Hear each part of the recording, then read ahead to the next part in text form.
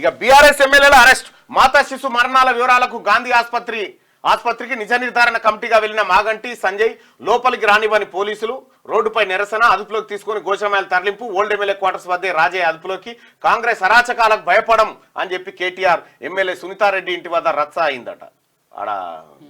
అయితే మాతా శిశు మరణాల వివరాలు గాంధీ ఆసుపత్రికి ఇవ్వాలి. అయితే విషయం ఏంటంటే ఇక్కడ జరిగే కుట్ర ఇది ప్రజలారా బాగా గమనించండి. ఇది నేను మొన్న ఒక అధికారితో మాట్లాడితే తేలింది. చాలా షాకింగ్ విషయం ఏంటంటే, ఇప్పుడు నీలోఫర్ ఆసుపత్రి ఉంది.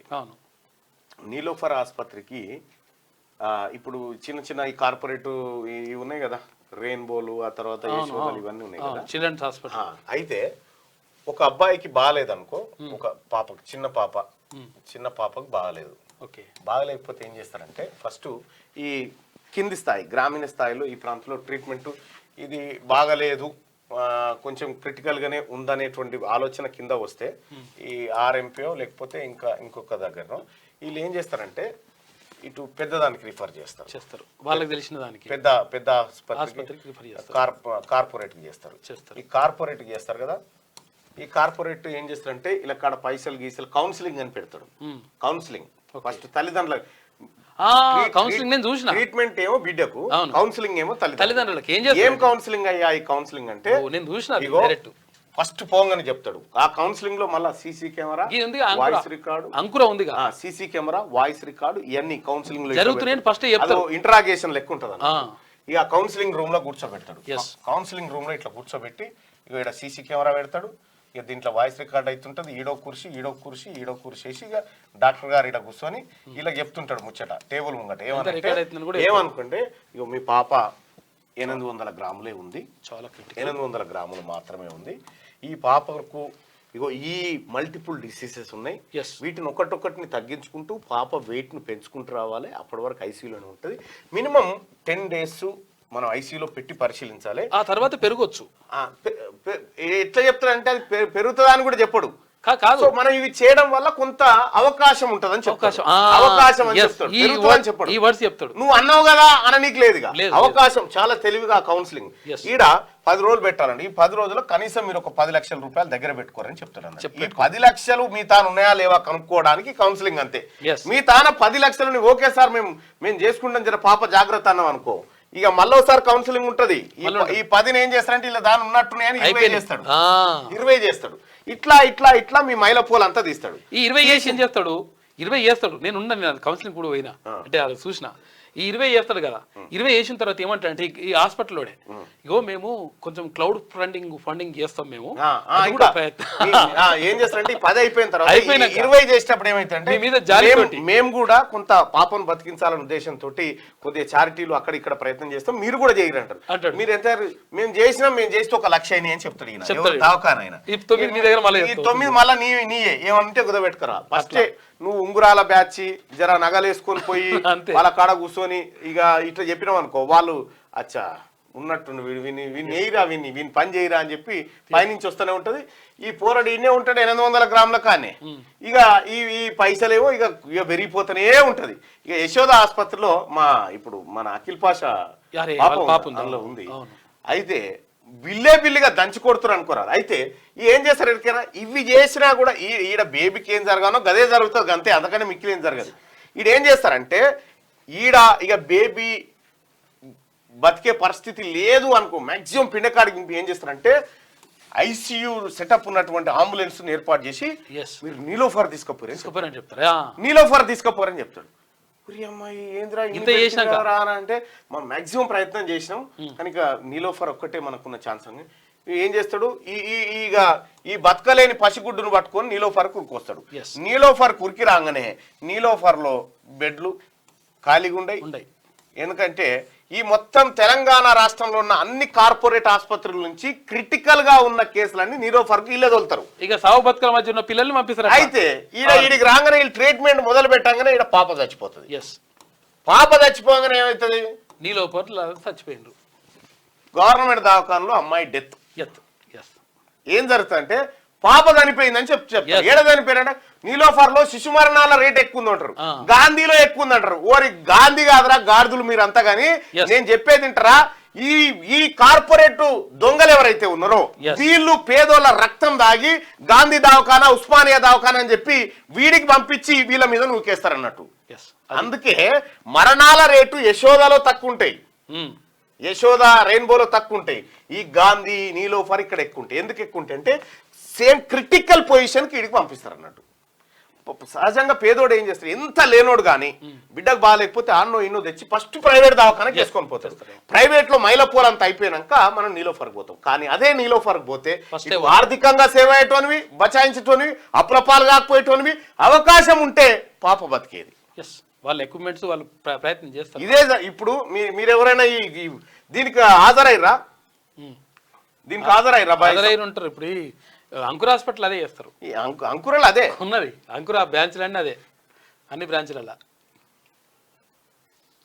మీరెవరైనా ఈ డాక్టర్ల కౌన్సిలింగ్ హాజరైన వాళ్ళు, మీకు ఎక్స్పీరియన్స్ ఉందా బైసాబ్ నేను చెప్పింది? ఉంటది కొంతమంది ఉంటారు.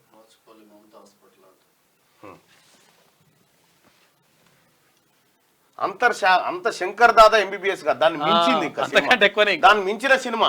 నువ్వు ఏమీ లేదు, నువ్వు ఫస్ట్ ఆడికి పోయినావు అనుకో, సారు ఎట్లన్నా చేయి, సారు ఎట్లన్నా బతికి, సారు పేయి మీద బంగారం కనిపించదు మల్లాలకు.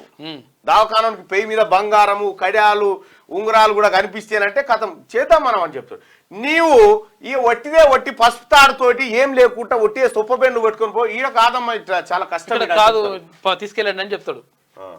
నీకు ఇగో ఎక్స్పీరియన్స్ ఉంది కదా, 100% కరెక్ట్. ఇగో ఇదే జరిగేది, నాకు జరిగిందన్న అని చెప్తాను. చాలా మంది జరుగుతుంది.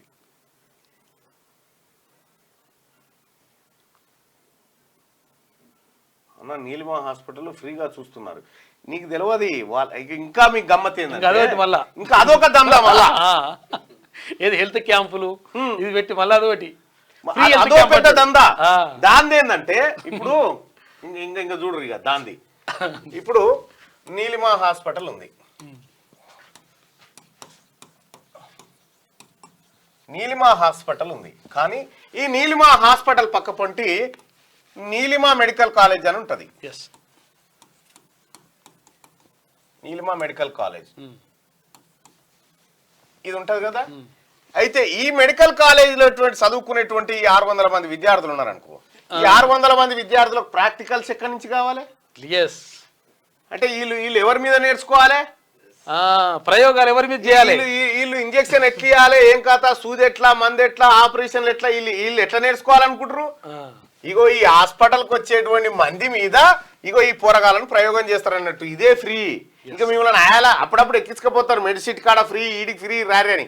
ఎందుకు అనంటే ఈ హాస్పిటల్ ఉండాలి, హాస్పిటల్లో దాదాపు ఓపీలు గిన్నె ఉండాలి, తర్వాత ఏది ఇన్పేషెంట్స్ ఐపీలు గింతుండాలని ఉంటది లెక్క. అప్పుడే ఈ నీలిమా మెడికల్ కాలేజీకి అనుమతులు ఉంటాయి. ఈ మందిని చూపెట్టకపోతే ఉండదు. ఈ మందిని చూపిస్తందుకు మిమ్మల్ని ఫ్రీ రర్రీ అని చెప్తారు అన్నట్టు. బస్సులు పెట్టి ఫ్రీగా తీసుకుపోతారు మిమ్మల్ని. వాళ్ళకి ఇన్స్పెక్షన్ ఉందనుకో కాలేజీకి, నేను ప్రత్యేకంగా తీసుకుపోతారు. వాళ్ళ బెడ్లు, పాలు, మన్ను. నువ్వేమనుకుంటావు, అరే ఇంత మంచిగా చూస్తారు, అరే దవాఖాన కాదు, నీ కోసం కాదు, అది వాళ్ళ కోసం, నీ కోసం గానే కాదు. కోట్ల రూపాయలు తీసుకుంటారు కదా పిల్లల దగ్గర.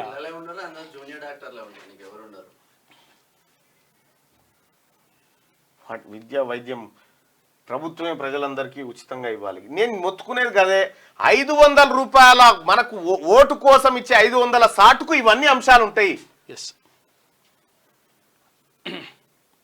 గవర్నమెంట్ హాస్పిటల్ స్లోగా ట్రీట్మెంట్ అవుతుంది అన్నట్టు తప్పు. అది స్లోగా ట్రీట్మెంట్ ఎప్పుడు కాదు. మీకు ఇంకా గమ్మత్ చెప్పన్నా, ఇంకా మీకు ఇంకో విచిత్రమైన విషయం చెప్తా. సపోజ్ మనం ఒక ప్రైవేట్ హాస్పిటల్కి తీసుకుపోయినాం, ప్రైవేట్ ఆసుపత్రికి పేషెంట్ని తీసుకొని పోయినాం. పేషెంట్ని తీసుకొని పోతే వాళ్ళు ఏం చేస్తారు, ఫస్ట్ ఒక నర్సు, తర్వాత వీళ్ళు ఏం చేస్తారంటే, సో ఫస్ట్ టెస్ట్లు, ఏం తెలియకుండా టెస్టులు రాస్తారు. 20 టెస్టులు రాస్తారు. బ్లడ్ టెస్టే 20 మాటలు చేస్తారు. బ్లడ్ టెస్ట్ ఊకే మారుతా, అది బ్లడ్ టెస్ట్ ఊకే మారుతా, మారదు కదా. ఒక మనిషికి బ్లడ్ అంటే బ్లడ్డే. ఇక్కడ టెస్ట్లు చేస్తారు. ఫస్ట్ టెస్ట్లు చేసి అడ్మిట్ చేస్తారు. ఇలా అడ్మిషన్ కార్డ్ ఇచ్చి అడ్మిట్ చేస్తారు. ఇలా పేషెంట్ పడుకుంటాడు పాపం, ఇలా పడుకొని ఉంటాడు ఆయన. పేషెంట్ పడుకుంటే ఈయనకు గ్లూకోసు, తర్వాత ఈ మూతికోటి పెడతారు, ఇవి కియ మొత్తుకుంటుంటాయి, ఇవన్నీ జరుగుతుంటాయి. అస్సలు విషయం ఏంటంటే ఏం చెప్తారంటే ఇక్కడ బయట వెయిట్ చేస్తుంటారు, పైసలు కట్టానే కడతారు. సార్ ఏం సార్ అంటే ఇగో ఈ టెస్టులు వచ్చినాయి, టెస్టులలో ఈ సర్జరీ చేయాల్సి ఉంటుంది, ఈ యొక్క సర్జరీ చేయాల్సి లేకపోతే ప్రమాదం ఉంటుంది, ఈ సర్జరీ చేయాల్సి ఉంటుంది అని చెప్తారు. కానీ మనం ఏం చేస్తామంటే ఇప్పుడే టెస్టులు అయిపోయినా ఒకటి పెట్టినాము, 48 గంటలు అబ్జర్వ్ చేద్దామని చెప్తారు. ఇది ఐసీయూ 48 గంటలు అబ్జర్వ్ చేద్దామంటారు. ఎందుకు అబ్జర్వ్ చేద్దామని చెప్తా ఉన్నారు ఎరికేనా? ఈ 48 అవర్స్ 24 అవర్స్ అబ్జర్వేషన్ ఎందుకు ఎరికేనా? పైసలు ఉన్నాయి కాదు, ఇలా తాను డాక్టర్ ఉండడు, ఆయన వేరే కాడికి రావాలి. ఈ డాక్టర్ వేరే కాడికి వచ్చి చేయాలి వీడికి. ఆయన వచ్చేదాకా ఈ అబ్జర్వేషన్ టైం అని చెప్తుంటారు అన్నట్టు. ఆయన వచ్చేదాకా బతికితే మీ అదృష్టం. ఆయన వేగం పెడతా ఉంటారు. ఈయనకి 24 దావకాలు తిరగాలి ఈయన, ఈ డాక్టర్. ఈడ చేసి రావాలి, ఎవ్వరు కాడ డాక్టర్ ఉండడు, టెంపరరీగా పిలిపించి చేయించు. ఇదొక దందా. సో ఇట్లా అబ్జర్వేషన్ అని పెడతారు. మనమేమనుకుంటామంటే అరే చూస్తురేమో ఇంకెట్లుందో, లోపలికి ఎవడు పోద్దు, మళ్ళా పేషెంట్ కి ఇబ్బంది అయితే లోపలికి ఎవడు పోద్దు, ఇవన్నీ ఉంటాయి. ఇక్కడ వాస్తవం ఏంటంటే ఈయన గారు రావాలి ఆడికి, ఈయన వేరే ఆసుపత్రి కాడ బిజీగా ఉండడం వల్ల అబ్జర్వేషన్ టైం పెరుగుతూ ఉంటుంది అన్నట్టు. మన తాన ఇదో దందా. స్లోగా అవుతుందని అనుకుంటారు కదా, స్లోగా ఏం కాదు, జరిగేదంతా గిదే. నా బిడ్డ 6 నెలల పాప ఖమ్మం అంకురలో మెడికల్ దందా అన్న, ఈ అంకుర హాస్పిటల్లోనే మరణించిందన్న. ఈ బద్మాష్ గాలని నాకు కూడా 48 గంటల టైం ఇచ్చిర్రు అన్నట్టు. చేసేది ఇదే. నేను ఇలా చిన్నపిల్లలకి ఇదో హెల్ప్ చేసో లేకపోతే వాళ్ళకి ఆపరేషన్లో ఏదో చేయిస్తున్నంటే ఉత్తగా చేయించలే, నేను బాధితుడిని. నా కూతుర్ని కూడా అంకురాలో వేస్తే సర్వనాశనం చేసిరు. అంకుర హాస్పిటల్, ఆర్ఎన్సి హాస్పిటల్లో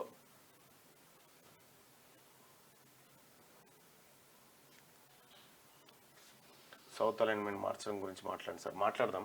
ఇప్పుడు మనం ఈ టాపిక్లో ఉన్నాం కాబట్టి చెప్తా ఉన్నా. ఎస్, మీకు జరిగిందా బైసాప్ ఇదంతా? మీకు కూడా ఖచ్చితంగా ఈ కౌన్సిలింగ్ చూసి ఉంటారు, ఈ అబ్జర్వేషన్ చూసి ఉంటారు, ఐసీయూలకు ఎవరు పోవద్దని చూసి ఉంటారు. గాంధీ దవాఖానలో అయితే మనం ఈజీగా పోవచ్చు, మనం పేషెంట్ను చూసుకోవచ్చు. ఎందుకంటే ఆడ ఉన్నట్టు ఉంటుంది కదా. ఈడ జరిగేది దందా కాబట్టి నిన్ను చూడనియరు అన్నట్టు. క్యూబాలో ప్రైవేట్ హాస్పిటల్స్ ఉండే, అంబులెన్స్ కానించే స్టార్ట్ అవుతుంది, అంబులెన్స్ కానించే దందా స్టార్ట్. ఇదే యశోద ఆసుపత్రికి అందులో ఉన్న పేషెంట్ను చూస్తందుకు పోయిన ఒక జర్నలిస్టు అన్ననే చచ్చిపోయాడు. చూస్తందుకు పోయి మా తమ్ముడికి బైక్ యాక్సిడెంట్ అయిందన్న, మలక్పేట యశోద ఆసుపత్రికి తీసుకెళ్తే రోజుకు 1,20,000 అన్నారు. 7 రోజుల తర్వాత చెప్పలేము అన్నారు. ఈఎస్ఐకి తీసుకెళ్తే వాళ్ళు వేరే హాస్పిటల్ పంపారు, మంచిగా ఉండట. ఈయన మైలపోలు తీసిరు అప్పటికే 7 రోజులకు.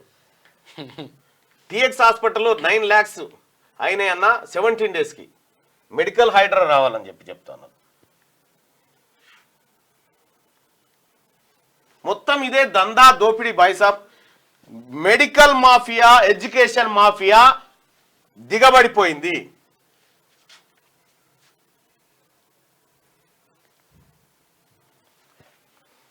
రైట్, ఇటు పోతే మేమే ఏడుకు గిది సన్నం గడ్డు వడ్లు వేరువేరుగా కొనుగోలు అక్టోబర్ 1వ. ఇగో నేను అందుకోసమే ప్రభుత్వాలకు ఏం చెప్తుంటే ఈ హెల్త్ ఎడ్యుకేషన్ సెక్టార్ మీద పెట్టుర్రి, దీని అంచనాలు పెంచురంటే పెంచరు. ఎందుకంటే ఈ మెడికల్ మాఫియా, ఎడ్యుకేషన్ మాఫియా రాజకీయ పార్టీలకు ఫండింగ్ చేస్తూ ఉంటది కాబట్టి వీళ్ళు వాటిని ఏమన్నారు అన్నమాట, వాళ్ళు మన మైలపోలు తీస్తారు. ఎట్లా క్యూ న్యూస్ ఛానల్లో పనిచేయటకు అనుభవం గల సీనియర్ వీడియో ఎడిటర్స్ కావాలను సంప్రదించవలసిన నెంబర్ 8688926084. qnewsads@gmail.com ను సంప్రదించండి. లైక్ చేయండి,